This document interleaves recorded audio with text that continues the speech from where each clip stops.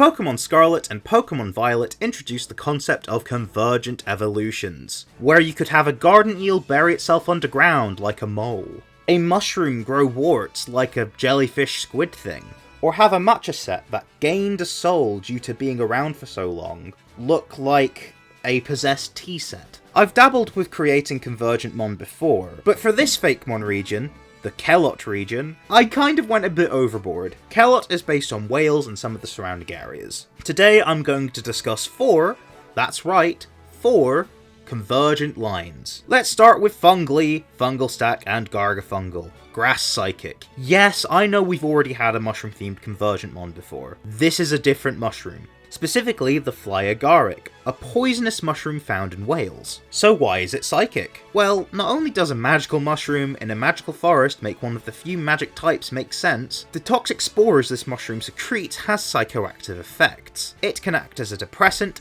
cause hallucinations, cause synesthesia, and quite notably, can cause micropsia and macropsia, both meaning the appearance of objects being smaller or bigger than usual, respectively. Also known as Alice in Wonderland syndrome. You may have realised, based on the side effects and the visual appearance, it was a likely inspiration for the super mushroom from the Mario franchise. So having a mushroom found in Wales, where my artistic themed region is based, that inspired a video game, and there's already a mon that kinda looked like said game item in its base stage, and the final stage has a silhouette reminiscent of the 8-bit sprite, no-brainer. Also, the toxic nature of the mushroom made me want to give it poison-type moves and poison-themed abilities. Poison Point and my new ability, Intoxication, where every poison-type move also has the chance to confuse, and might give a damage boost, but not quite enough to give it Poison Stab. Its hidden ability, of course, is Huge Power. Now time for the one that I actually teased in the last video, which also happens to be a convergent of a rock monster,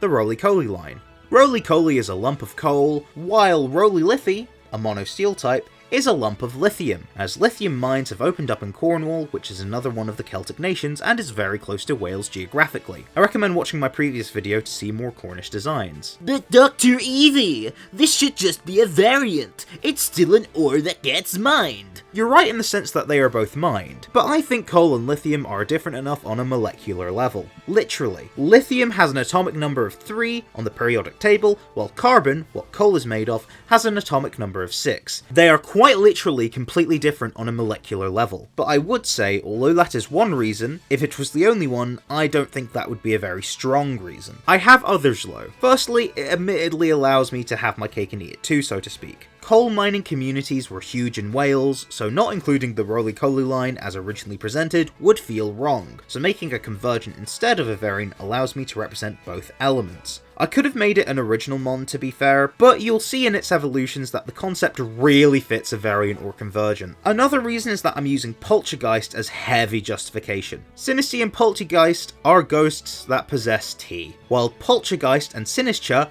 are the tea, matcha specifically, which, in their matcha sets, became old enough to gain a soul. They are different kinds of creatures that just so happen to both fit the ghost type. Coal is fuel, which releases energy. Lithium is used to store energy. So it makes sense that monsters based on those ores would do the same. They fulfill a similar niche. Monsters based on ores which are important for energy consumption. Much like how the Sinistea and Poltergeist lines are both based on different kinds of tea and tea set, but are distinctly different, which have made both differences between both lines clear by now. Anyways, at level 18, Roly Lithy evolves into Carlith, and I wanted to base it on electric cars. It gains the electric type to mirror how Carkol gains the fire type. I also reappropriated the name. The car part of Carkol comes from minecarts, as does its design. So Carlith takes the car part of its name from, well, car. Yes, it's based on the Tesla Cybertruck, loosely. But that rough shape made for a good way to turn Carkol into a car. If you give it a Thunderstone, it becomes a giant battery!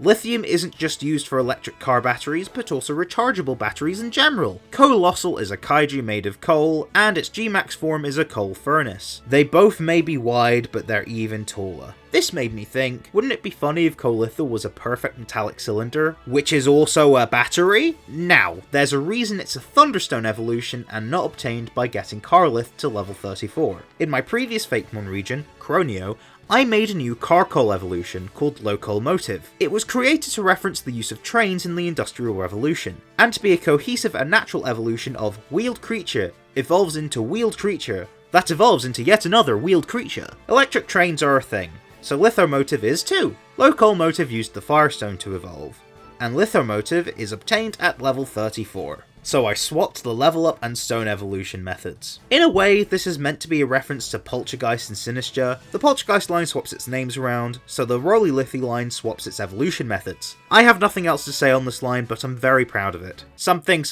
bug type convergence of the Fogunk line. Fogunk and Kirkapoam are based on the Froghopper, which is also known as the Spittlebug, so it was a pun. I needed another bug type, and this kind of bug stood out, and I couldn't not make a frog convergent. I picked the Fogunk line because I didn't feel like adapting a frog line with a tadpole stage, since this kind of bug has a nymph stage, which basically means they start out as smaller versions of the adult. I also didn't want to do a convergent of a starter, so Fogunk was the only choice left. Also, its jabbing of poison feels comparable to the foam in the design, kinda, which is the spittle that spittlebugs make in order to protect themselves when young. I swapped this so the evolution could have more details, such as feet resembling fluffy slippers for a very important reason.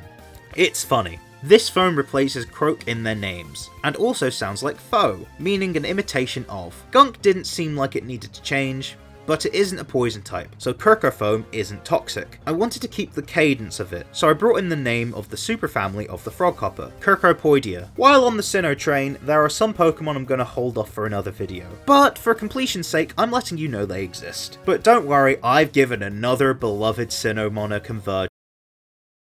Daddy, chill. What the hell is even that? So this is Crocoof, a mono ice type, and Croccarol, an ice poison type. They are based on the Afank, a lake monster from Welsh mythology. Some accounts say it looks like a crocodile, or like a dragon, while others say it looks like a beaver. To me, this confused depiction of it works for a convergent, and having a crocodile Bidoof was more fun to me than having a beaver version of the crocodile mon we have. The ice type was kinda arbitrary, as I had plenty of water types and not enough ice types. Although, some tales of the Afank say that it is invisible. Ice itself isn't invisible, but can be very transparent. I thought this was a cute way of showing that with a more unique type. Oh yeah, speaking of, to explain poison, I also need to introduce you to Croccarol's evolution, Crocolite, which is actually a convergent of a Bibarel evolution I made for Cronio, called Bibelite. As you can see, it has a spear. Other accounts say that it launches poison projectiles, sometimes described as a spear. I liked the idea of the long caber of Bibelite becoming a long poison-tipped spear in Crocolite.